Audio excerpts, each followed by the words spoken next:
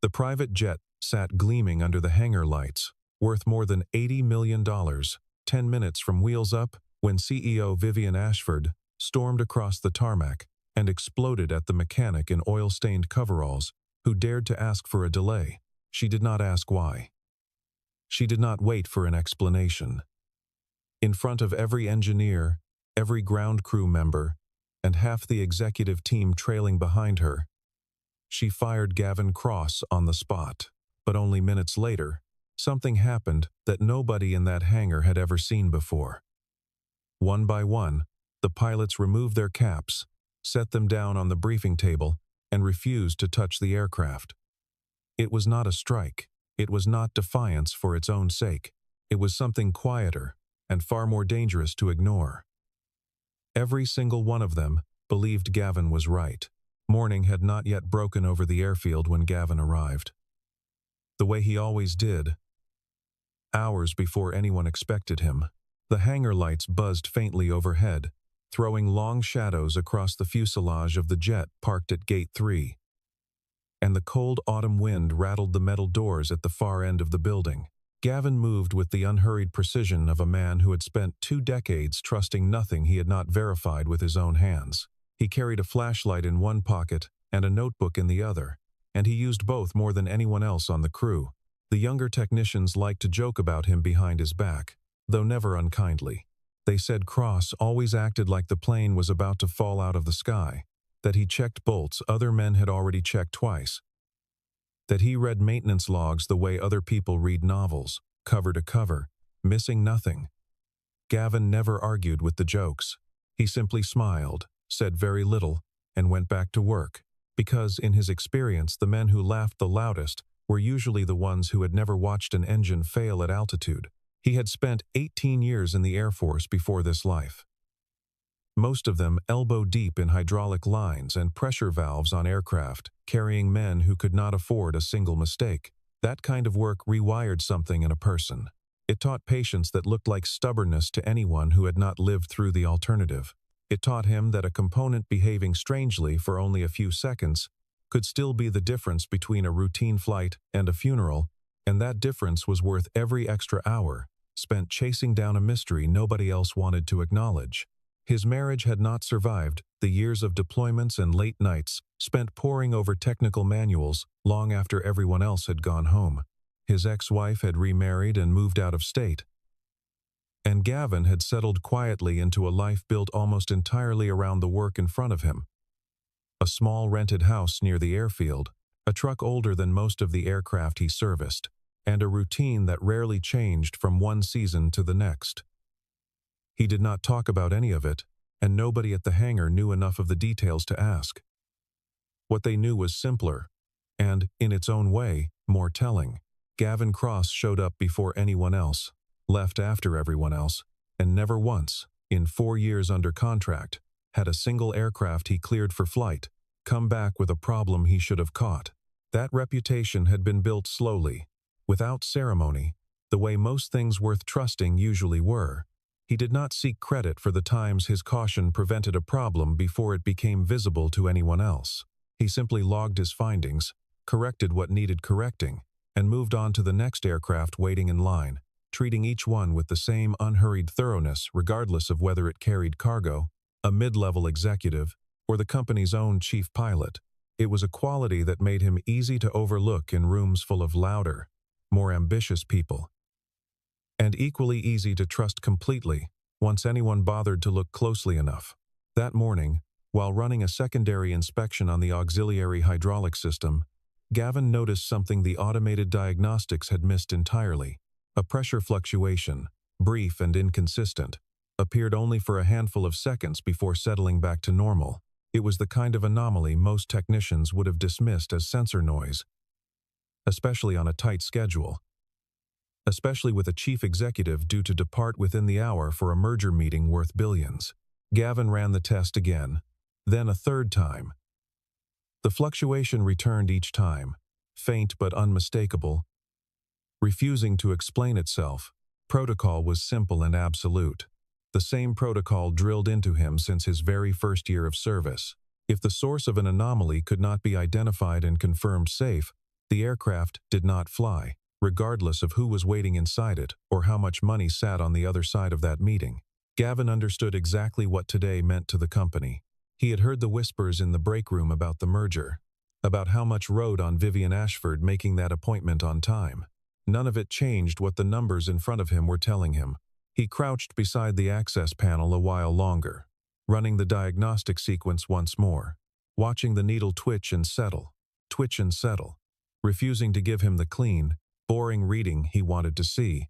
Somewhere behind him, one of the younger technicians called out that boarding was scheduled within the hour and asked whether everything looked good to go. Gavin did not answer right away. He wanted to be wrong. He wanted the fluctuation to reveal itself as nothing more than a faulty sensor, an easy fix, a problem solved with a 5-minute part swap and a signature. The instruments in front of him refused to offer that comfort. He pulled out his notebook, uncapped his pen, and wrote the words that would set the entire morning on fire. Aircraft not airworthy until further inspection. He signed his name beneath it in the same steady hand he used for everything, closed the folder, and carried it toward the operations desk, already knowing exactly how this conversation was going to go. Vivian Ashford arrived at the airfield 20 minutes later in a black sedan trailed by 2 assistants who had not stopped talking since sunrise. Investors were waiting 3 states away. A camera crew from a business network had been granted access to film her boarding, a small detail meant to project confidence to shareholders nervously watching the merger unfold in real time. Every second of delay cost more than most people in that hangar would earn in a year, and everyone around her knew it, which was exactly why nobody wanted to be the one who told her the jet was grounded. Vivian had built Ashford Aviation from a modest regional charter business into one of the most respected private aviation companies on the eastern seaboard, and she had done it through sheer force of will, through decisions made quickly and defended fiercely once made.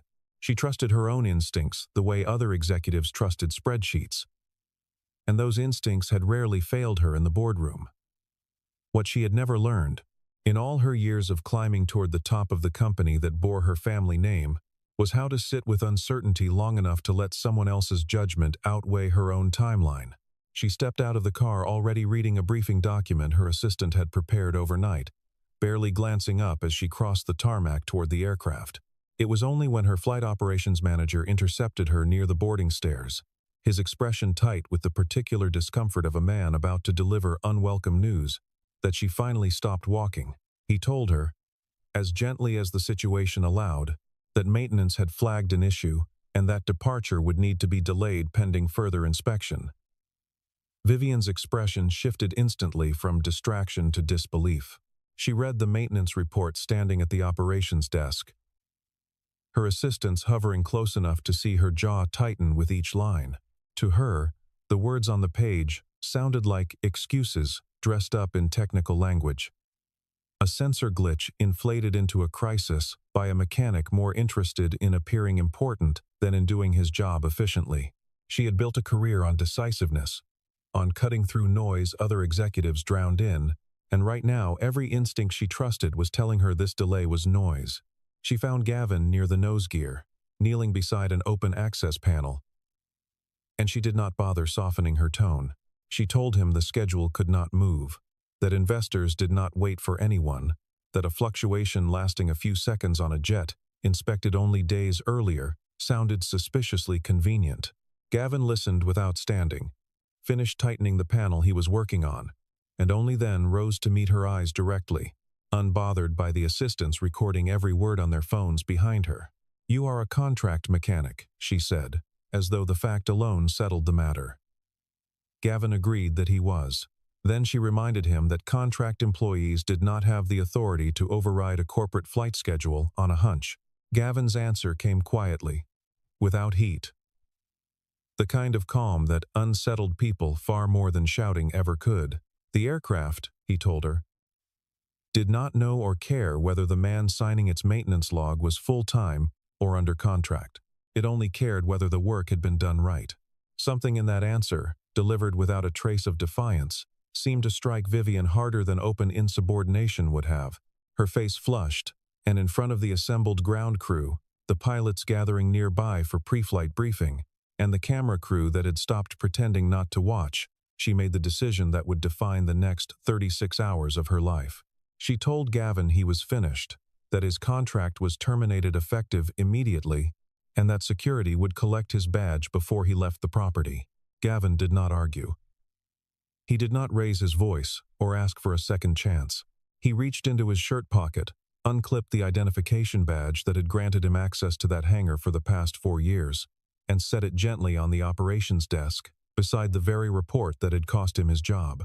Then he picked up his tools, packed them into the worn canvas bag he had carried since his last deployment, and walked toward the hangar doors without looking back once, leaving behind a silence that nobody in that building quite knew what to do with. Vivian turned to her flight operations manager and gave the order to prepare for immediate departure. Certain the matter was closed. It was not.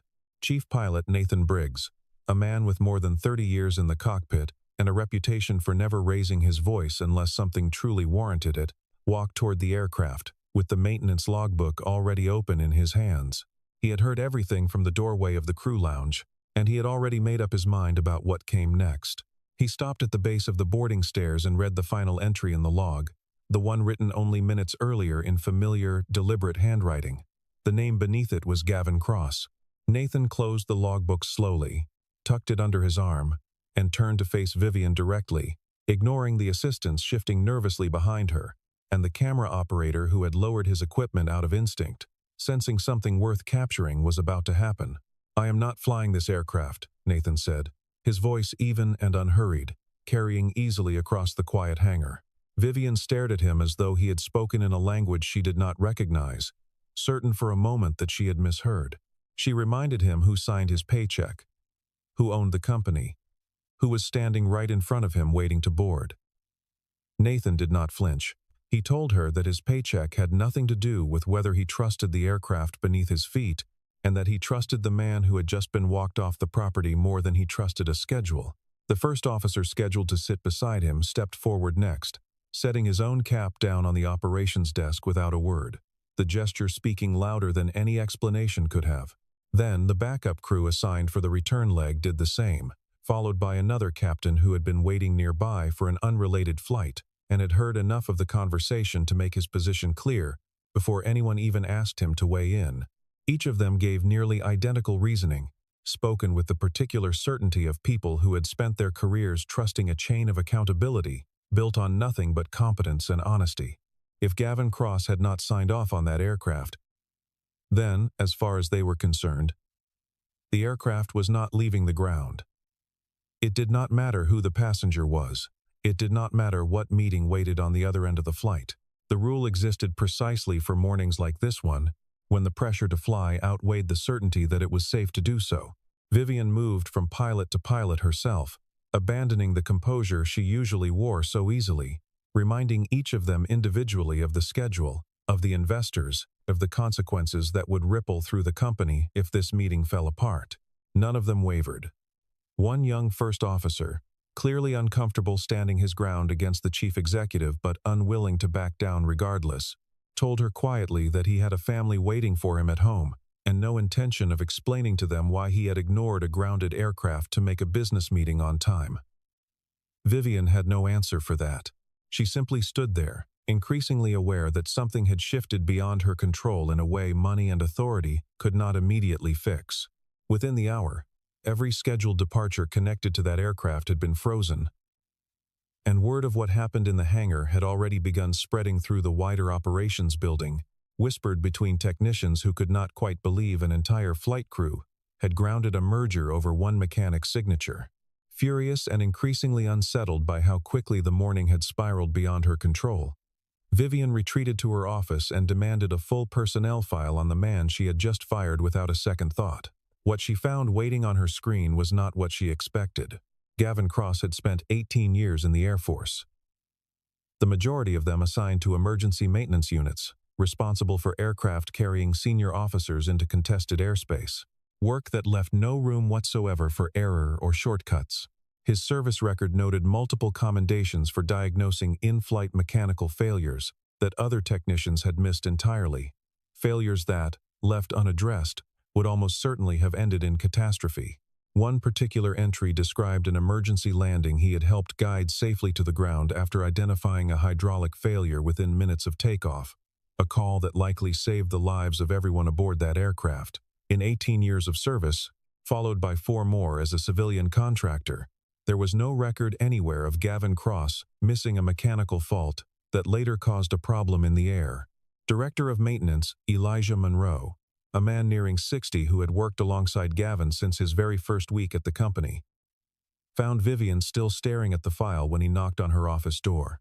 He told her plainly that in this industry, reputation could not be purchased no matter how much money a person had access to. He said Gavin had built his reputation one bolt at a time, one signature at a time. Over years, nobody in that building had bothered paying attention to, until this very morning forced them to. She paged further through the file, past commendation after commendation, past a letter of recognition signed by a commanding officer, who described Gavin as the most reliable technician he had served alongside in 3 decades of military aviation. There was nothing flashy in the record, no dramatic language, no embellishment of any kind. Just a long, consistent history of a man doing difficult, invisible work correctly, year after year, without ever once seeking the recognition that clearly should have come with it.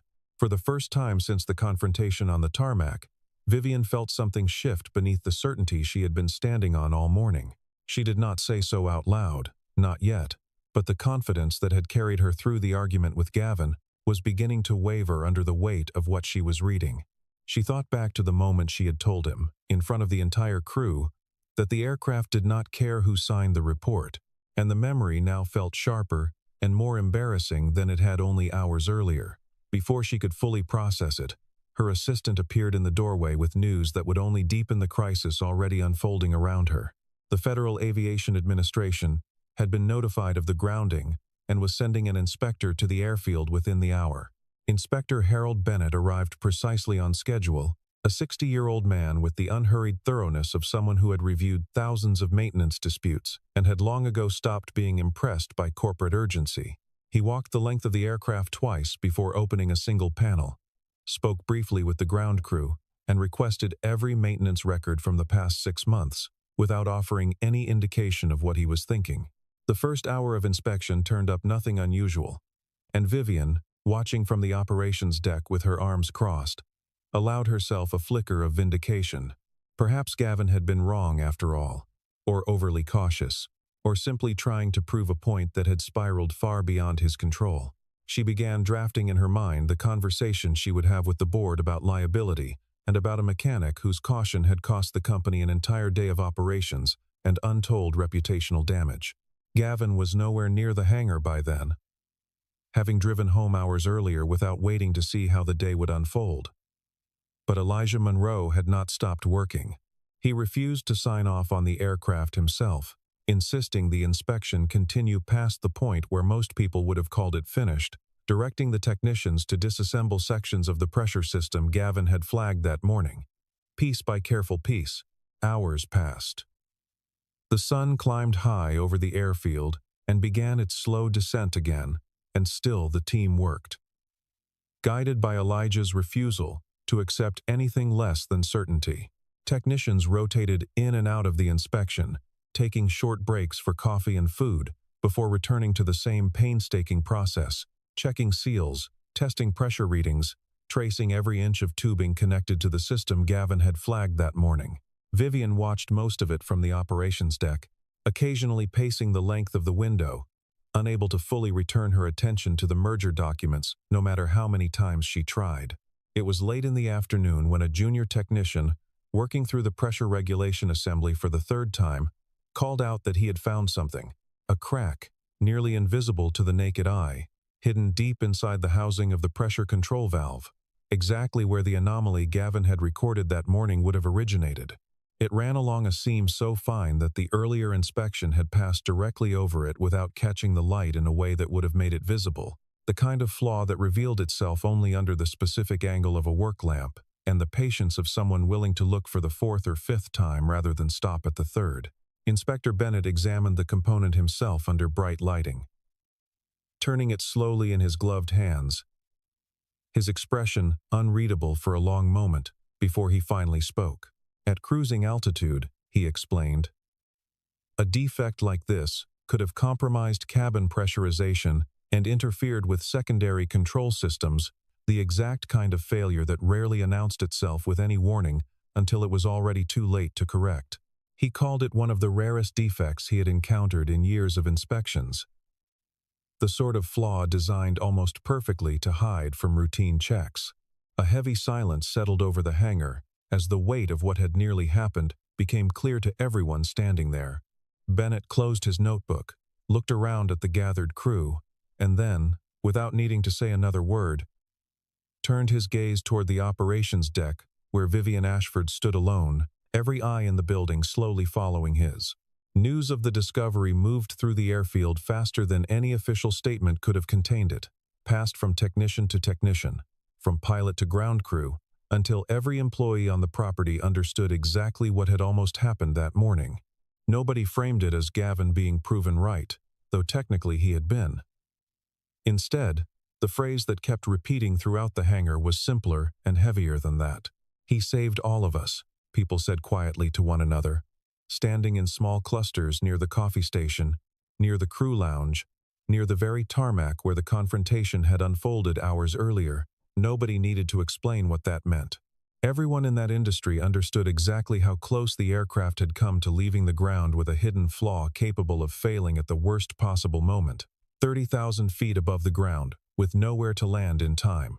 Vivian retreated to her office once the crowd had dispersed, and rather than reviewing the merger documents still waiting on her desk, she found herself pulling up the security footage from that morning instead. She watched Gavin on the recording, kneeling beside the same access panel for nearly 40 minutes, running the same test again and again, adjusting instruments, rechecking readings, never once rushing despite the ticking countdown to departure playing out just beyond the edge of the frame. It was not stubbornness she saw in that footage, not the ego or the desire for attention she had accused him of that morning. It was something closer to devotion, the quiet, unglamorous discipline of a man who understood exactly what was riding on every decision he made and refused to gamble with it, regardless of the pressure closing in around him. Watching it, Vivian felt something she had not expected to feel toward the man she had humiliated in front of his entire crew only hours earlier. She sat with that feeling long after the footage ended, the office around her growing dim as the afternoon light faded outside her window. And by the time she finally stood up, she had already decided what she needed to do next, regardless of how uncomfortable it would be to do it. She did not send an assistant. She did not schedule a formal meeting through the appropriate corporate channels. Instead, Vivian got into her own car for the first time in longer than she could remember and drove across town to the small automotive garage where, according to Elijah, Gavin sometimes picked up work fixing cars for people in the neighborhood when the airline schedule allowed for it. She found him beneath a pickup truck, sleeves rolled up, a single work light clipped to the frame above him, utterly unaware of her presence until her shoes came into view beside the vehicle. He slid out slowly, wiped his hands on a rag hanging from his back pocket, and regarded her with the same calm, unreadable expression he had worn in the hangar that morning, betraying nothing about what he thought of her showing up here. Vivian did not waste time on small talk. She told him about the crack in the valve housing, about Inspector Bennett's assessment, about how close the aircraft had come to a catastrophic failure at altitude with everyone aboard, herself included. Then she apologized, plainly and without the polish of a corporate statement. Admitting that she had let pressure and pride override judgment she should have trusted from the very beginning. She offered him his position back immediately, along with a substantial raise, a long-term contract replacing the temporary one he had worked under for years, and a formal title recognizing him as lead safety inspector across the entire fleet. She spoke quickly, almost nervously, in a way that felt entirely unfamiliar to her, more accustomed as she was to giving orders than to making amends. The pickup truck behind Gavin sat half-repaired, its hood propped open, and somewhere in the back of the garage a radio played quietly, filling the silence whenever Vivian paused to gather her thoughts. Gavin listened to all of it without interrupting, wiping grease from his knuckles with the same unhurried patience he brought to everything else, and when she finished, he shook his head slowly, setting the rag down on the workbench beside him. He told her he had not spent that morning chasing a compliment or angling for a promotion. He had simply refused to let anyone climb aboard an aircraft he was not certain was safe, because, in his experience, certainty was the only currency that mattered once a plane left the ground.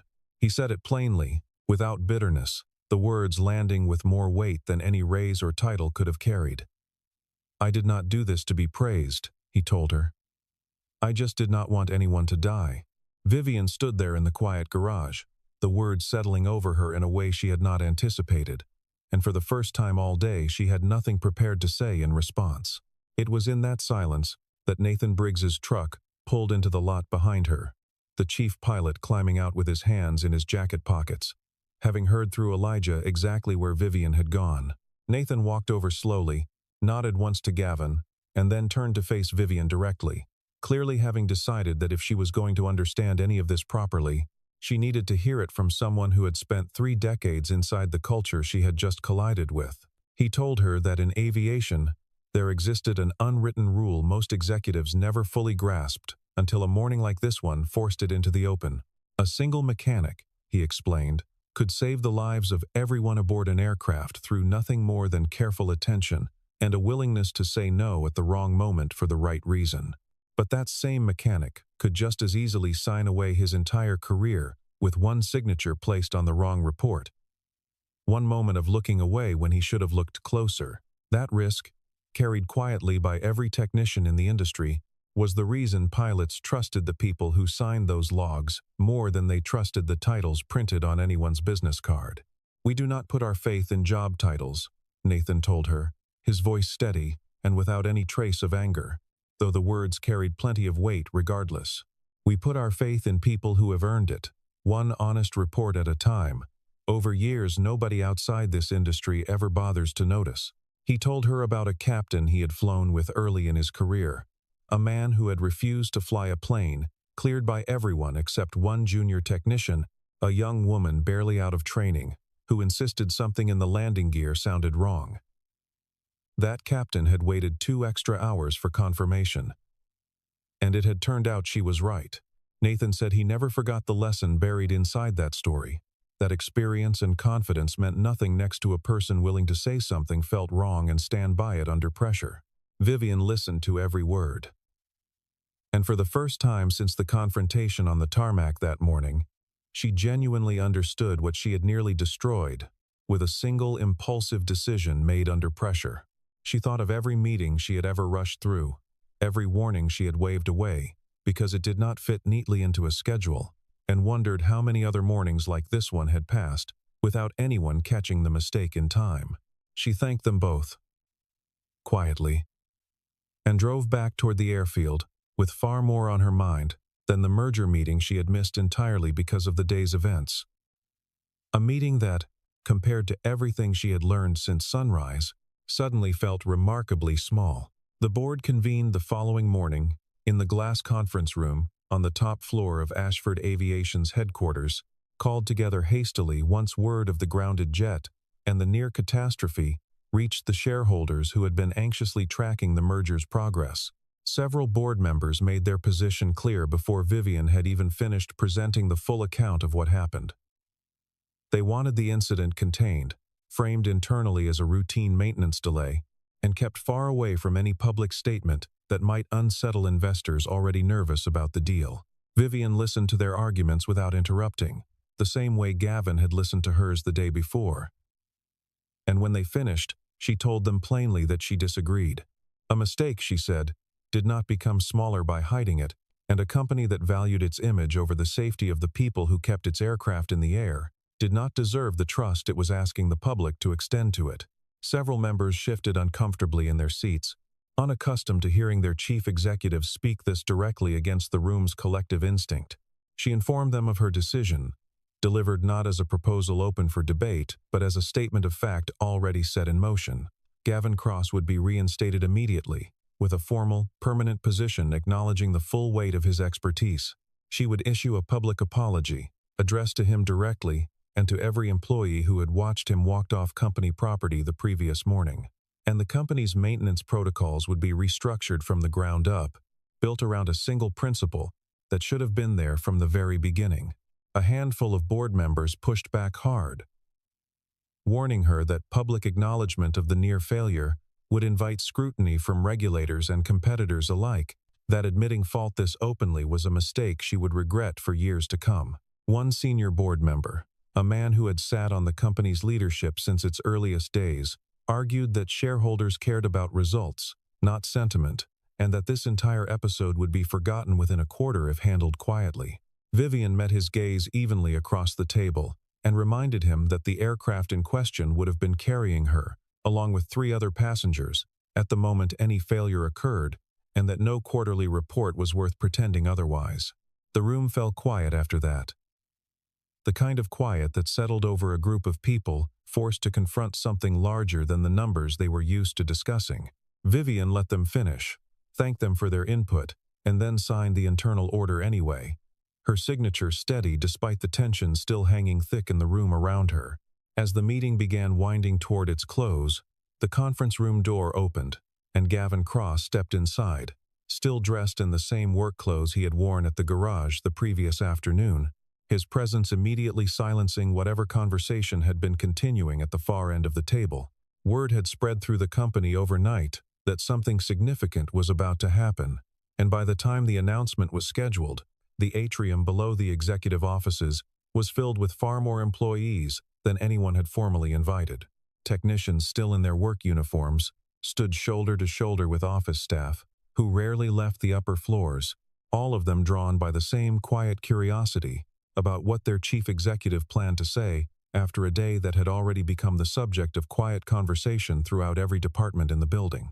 Vivian stood before the assembled leadership of the company, and beyond them, before every employee gathered in the atrium below, who had been invited to watch the announcement unfold. She spoke plainly, without the careful corporate language her advisors had drafted for her the night before, choosing instead to say exactly what she had been turning over in her mind since walking out of that small garage. "I judged a man by the oil on his clothes," she told the room, her voice carrying clearly across the silent atrium. "I nearly let this entire company make a catastrophic mistake because I valued a schedule over the judgment of someone who had earned the right to be trusted completely." She turned to where Gavin stood near the edge of the gathered crowd and apologized to him directly, without qualification, acknowledging in front of everyone exactly how badly she had failed him the previous morning. Gavin walked forward when she finished, and the room went quiet again, everyone waiting to hear what he would ask for in return. He did not request the management position Vivian had offered him at the garage. He did not ask for public recognition or a larger salary than the one already promised to him. Instead, he made 3 requests, each delivered in the same steady, unhurried voice he used for everything, each one clearly more important to him than anything involving his own advancement. He asked that every technician across the company be granted the explicit authority to delay or ground any flight the moment they identified a genuine safety concern, without needing approval from anyone above them first. He asked that no employee ever face punishment or retaliation for following that protocol correctly, regardless of how much money or time a delay cost the company.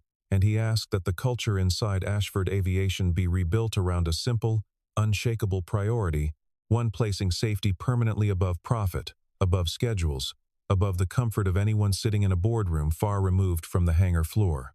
Vivian agreed to all 3 without hesitation. And as she said the words aloud, committing them formally in front of the entire company, the room erupted into applause that seemed to rise from every corner of the atrium at once.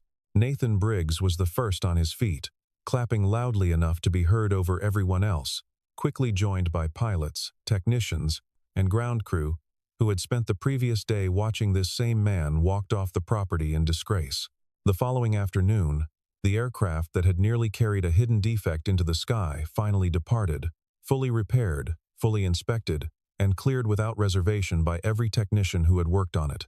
In the maintenance log accompanying that flight, beneath the final signature confirming its readiness, Gavin had written a single short line that would eventually be printed and hung in the break room of every hangar the company operated. Safety is never negotiable. In the months that followed, Vivian Ashford became known throughout the industry as a chief executive who valued expertise over appearances, someone who had learned, in the most public way imaginable, that competence rarely announced itself through polish or position. Gavin returned to his work with a level of respect from the flight crews that no title or raise could have purchased on its own. Quietly walking the hangar floor each morning long before anyone else arrived, exactly as he always had, the culture inside the company shifted in ways that outlasted the headlines from that single difficult week. Warnings raised by junior technicians were taken seriously without exception, regardless of who delivered them or how inconvenient the timing happened to be. New hires were walked through the story during their first week of training, not as a cautionary tale about a single executive's mistake, but as an example of what the company expected from every person who ever touched an aircraft under its name. The maintenance floor, once a place where junior technicians hesitated to speak up in front of senior staff, slowly became a place where every voice carried equal weight the moment it raised a genuine concern. Vivian herself changed in quieter ways that few people outside her closest circle ever noticed. She began spending mornings in the hangar before her official schedule began, not to oversee the work, but simply to understand it, to learn the language of pressure gauges and hydraulic lines well enough to recognize when someone was telling her something that truly mattered. She never became a technician herself, and she never pretended to be one, but she stopped mistaking confidence for competence, and she never again dismissed a warning simply because it arrived wrapped in oil-stained coveralls instead of a tailored suit. Nathan Briggs retired 2 years later, and at the small gathering held in his honor, he made a point of crediting Gavin publicly for reshaping the company's culture more than any executive decision ever could have. Elijah Monroe continued running the maintenance department with the same uncompromising standards he always had, quietly proud of the role he had played in refusing to let the inspection end early, even under pressure from the very top of the company. And Inspector Harold Bennett, when asked years later by a trade publication about the most significant case of his long career, still pointed to that single afternoon at Ashford Aviation as the moment he witnessed an entire company choose to change course before it was forced to. And on a quiet morning not long after, with the sun only beginning to rise over the airfield, Gavin knelt again beside another aircraft, flashlight in hand, checking a pressure line no one else had thought to examine twice, exactly the kind of work that never made headlines and never needed to. He worked the way he always had, unhurried and thorough, oblivious to the fact that his name had become shorthand throughout the company for a standard nobody wanted to fall beneath. Somewhere above him, a new hire stood watching from a respectful distance, taking mental notes on the way Gavin ran each test twice, the way he refused to sign anything until he was certain, the way silence seemed to follow him rather than the other way around. The people who kept others safe rarely required the spotlight to know the value of what they had done. And Gavin Cross, kneeling quietly beside an aircraft as the sun rose over the airfield, had never once needed anyone to remind him of that.